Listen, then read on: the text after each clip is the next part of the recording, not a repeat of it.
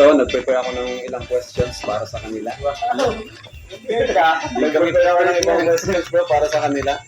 Kasi, so far, ano yung, kasi ito, natanong ko na rin nung nakaraan. Pero ngayon, so far, ano yung pagkakilala mo sa isa't isa? Ikaw, kay Rachel, ano yung pagkakilala mo at ano yung nagustuhan mo sa kanya? First, yung nakilala ko sa kanya, isa siyang yung, mabait siya.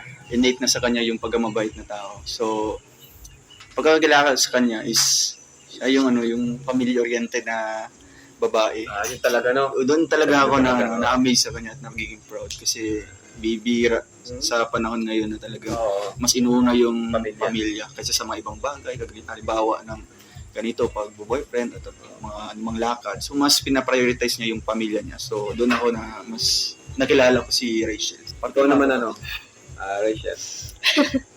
Sa ilang yung pagkakilala, ano yung pinaka tumatak sa iyo na pagka-character ni Roel? Ano yung pagkakilala mo sa kanya? At ano yung naman yung nagustuhan mo sa kanya? Bilang isang kaibigan. Kaibigan mo. Okay naman. Kaibigan mo na. Yan. So, ayan po. Ito po. Real talk to. Wala po itong script. Although wala naman talaga tayong script, pero ito ay wala tong halong director. Talagang interview lang.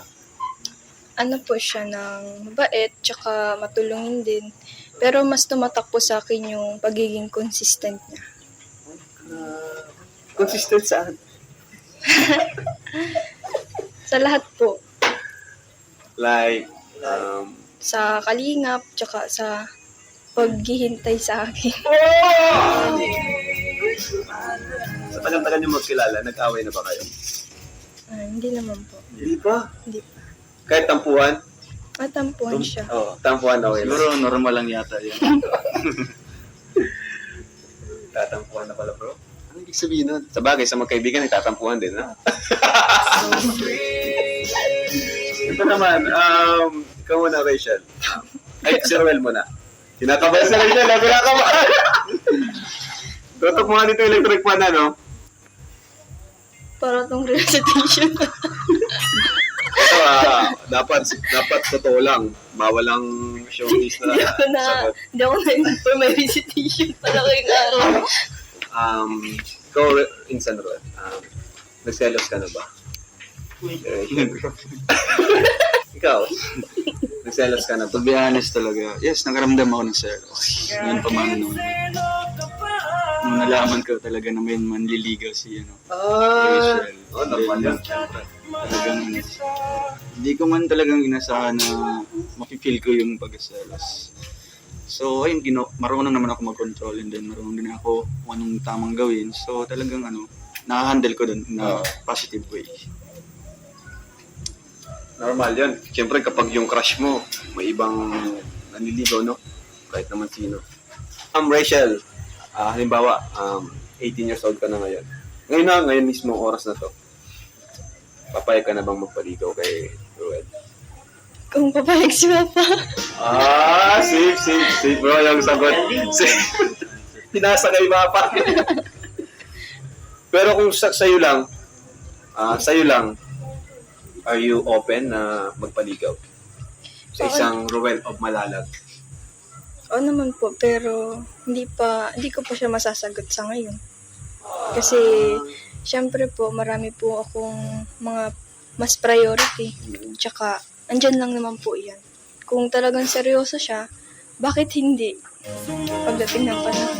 Parang papaligaw ka, tapos titest mo kung talagang siya. Kung talagang seryoso sa akin, kung hanggang saan ang kaya niyang gawin sa paghihintay.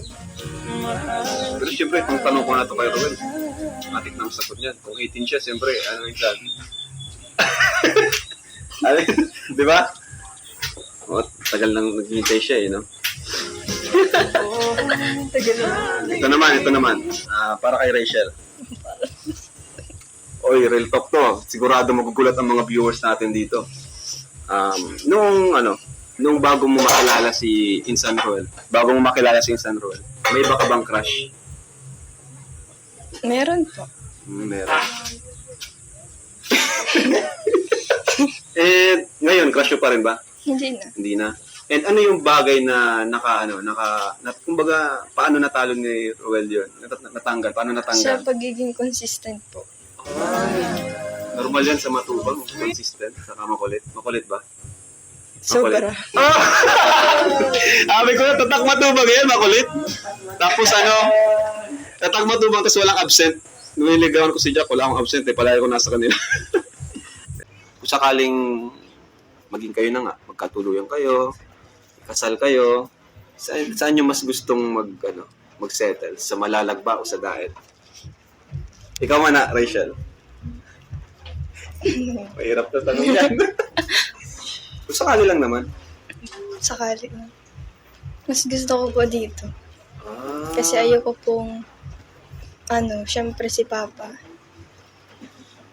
grabe naman. Talagang inuuna yung parent niya, no? Napaka-bait talaga ni Rachel. Ikaw naman, Insan Roel. Sa akin talagang, di ba sa lalaki naman, medyo okay naman sa kanila. Oo. Na medyo mapalayo sa Oo, sila yung mga mag-adjust. pamilya. Oo. So gusto ko na dito na Oh!